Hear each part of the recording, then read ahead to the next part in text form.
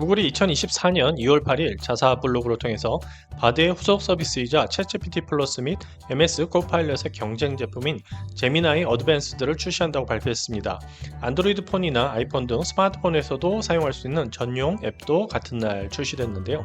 이날 공개된 제미나이 어드밴스드는 제미나이 울트라 1.0 기반으로 구동되며 구글 미츠, 구글 닥스, 구글 캘린더 등 구글의 다양한 애플리케이션 제품군과 통합됐습니다.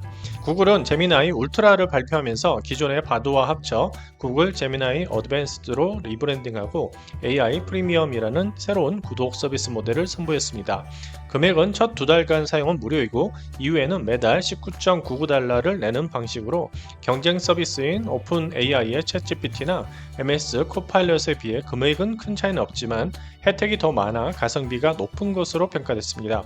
자세히 살펴보면 구글 어드밴스드를 구독하면 기존의 구글 원 프리미엄 요금제의 혜택인 2TB의 저장 용량과 구글 포토 편집 기능, 구글 미트 프리미엄 동영상 기능, 구글 캘린더의 약속 예약 등 주요 기능들을 모두 사용할 수 있는 등 마치 크리스마스 선물 세트처럼 다양하게 구성되어 있습니다.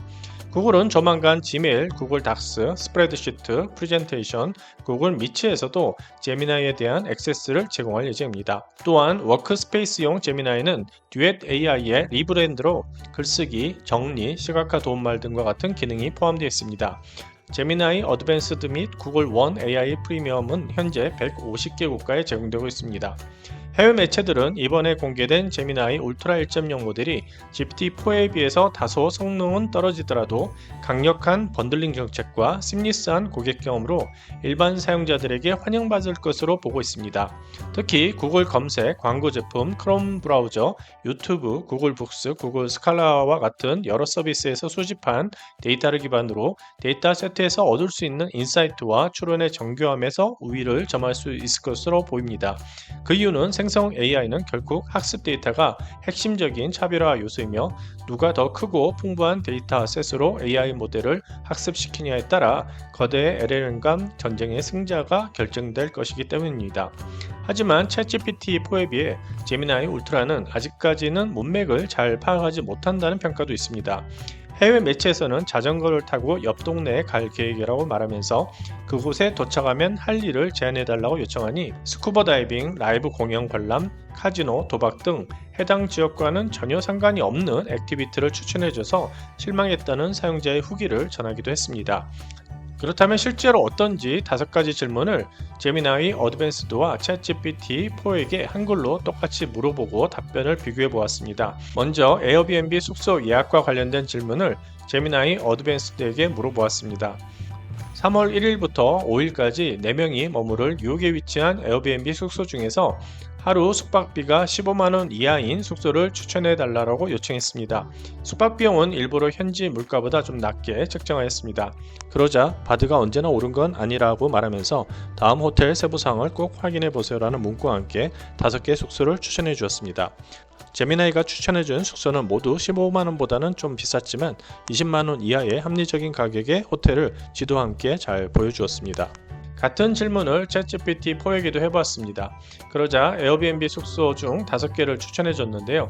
연결된 링크를 클릭해서 들어가면 해당 숙소가 아닌 에어비앤비 홈페이지로 연결돼서 다시 검색을 해야 되는 번거로움이 있었습니다. 두 번째로 조금 어려운 질문을 던져보았습니다. 기업이 LLM을 도입하기 위해서 자체 개발하는 방법과 외부의 유료 LLM을 도입하는 방법 중에서 어떤 방식이 더 효과적인지 말해달라고 부탁했습니다. 그러자 제미나이 어드밴스드는 매우 상세한 답변을 제시해줬습니다. 제미나이는 2가지 방식 모두 총 비용과 도입 기간 측면에서 장단점이 존재하며 기업의 특성과 목표에 따라 적합한 방식이 달라진다고 설명했습니다. 먼저 자체 개발하는 방식의 장점은 매우 정확하게 답변해 주었습니다. 첫 번째, 맞춤형 모델 구축이 가능하고 두 번째, 기술적 지식 축적이 가능하며 그리고 장기적인 차원에서는 외부의 유료 LLM을 도입하는 것보다 직접 구축하는 방식이 비용 절감 차원에서 효과적이라고 말했습니다. 또한 단점 역시 높은 초기 비용과 긴 개발 기간 그리고 높은 기술적 역량을 요구한다라고 정확하게 말해 주었습니다. 아무래도 직접 개발하는 방식은 GPU 서버도 구축해야 되고 인건비도 들어가기 때문에 고정비는 많이 들어가지만 API 비용이나 토큰 비용과 같은 변동비가 발생하지 않는다는 것이 장점이라고 할 수 있겠습니다. 또한 외부 유료 서비스 이용 방식도 장단점을 정확하게 나눠서 보여주었습니다. 결론적으로 어떤 방식이 더 효과적인지는 기업의 특성이나 요구사항에 따라 다릅니다. 토탈 비용과 도입 기간 외에 활용 목적이나 기술 역량, 데이터 자산 등을 종합적으로 고려해서 신중하게 선택해야 한다고 조언해 주었습니다. 같은 질문을 챗GPT4에게도 해보았습니다. 챗GPT4와 비교해보면 업무와 관련된 답변은 제미나이 어드밴스드가 좀 더 구체적이고 도움이 되는 답변을 제시해줬습니다. 챗GPT4는 직접 구축보다는 외부 LLM 도입을 추천해 주었습니다. 세 번째로는 웹 UI와 코드를 생성해달라는 요청을 했습니다. 제미나이 어드밴스드에게 너는 웹 디자이너로 인공지능 세미나 홍보용 웹사이트 UI 시안과 코드를 작성해야 돼. 해당 웹페이지에는 세미나 신청, 공지사항, 강의자 프로필이 포함되어야 해 라고 요청했습니다. 그러자 제미나이는 먼저 홈페이지에 들어가야 될 메뉴를 상세히 보여주고 참고할 만한 관련 사이트 이미지도 함께 제시해 주었습니다. 이후 생성된 코드는 메모장에서 index.html과 style.css로 각각 저장하고 브라우저를 통해 확인해 보았습니다. 이미지 파일만 있으면 제미나이로 간단한 홈페이지 코딩도 가능해 보였습니다. 같은 질문을 챗GPT4에게도 요청했습니다. 그러자 세 가지로 내용을 구분해서 작성해줬고 다시 한 개로 작성해달라고 요청했습니다. 챗GPT4도 해당 메뉴와 기능을 잘 작성했지만 전체적으로는 구글 제미나이 어드밴스드가 좀 더 나은 결과를 보여주었습니다. 네 번째로 길을 물어보았습니다. 제미나이 어드밴스드에서는 구글 지도 확장을 한 다음 당산역에서 강남역까지 가는 길을 알려달라고 하자 처음에는 그런 기능이 없다라는 황당한 답변을 제시해 주었습니다. 재차 물어보니 이제야 상세한 답변을 구글 맵과 함께 보여주었습니다. 같은 질문을 챗GPT4에게도 요청해 보았습니다. 구글처럼 지도를 보여주진 않았지만 가는 길을 텍스트로 상세하게 설명해 주었습니다. 네이버 길찾기로 검색해보니 챗GPT4에서 추천한 경로대로 2호선과 9호선을 이용할 경우 30분 내로 갈 수 있다고 잘 안내해 주었습니다. 마지막으로 성수동에 있는 카페를 추천해 달라고 했습니다. 제미나이는 5곳을 추천했는데 일부는 성수동에 위치해 있고 일부는 영등포에 있는 카페를 추천해 줬습니다. 같은 질문을 챗GPT4에게도 요청해 보았습니다. 그러자 7개의 카페를 추천해 주었는데 출처가 2021년 4월 그리고 2023년 10월에 작성된 게시물이라 현재도 영업을 하는 카페인지 검색을 해봤더니 3군데만 영업 중이고 나머지는 이전 또는 폐업한 것으로 확인되었습니다. 정리해보면 에어비앤비 숙소 추천과 카페 추천은 제미나이 어드밴스드와 챗GPT4 모두 실망스러운 결과를 보여주었습니다. 반면 사내 LLM을 도입과 같은 질문이나 웹 UI 디자인 및 코드 생성, 길찾기는 양쪽 모두 우수한 결과를 보여주었습니다. 제미나이나 챗GPT4 모두 비교적 최신 데이터를 학습했다고 하지만 아직까지는 무언가를 추천하는 용도로 사용하는 것은 무리일 듯 보입니다. 그리고 제미나이 어드밴스드는 한글은 가능하지만 아직까지 영어에 최적화되어 있다는 점도 감안해야 할 것입니다.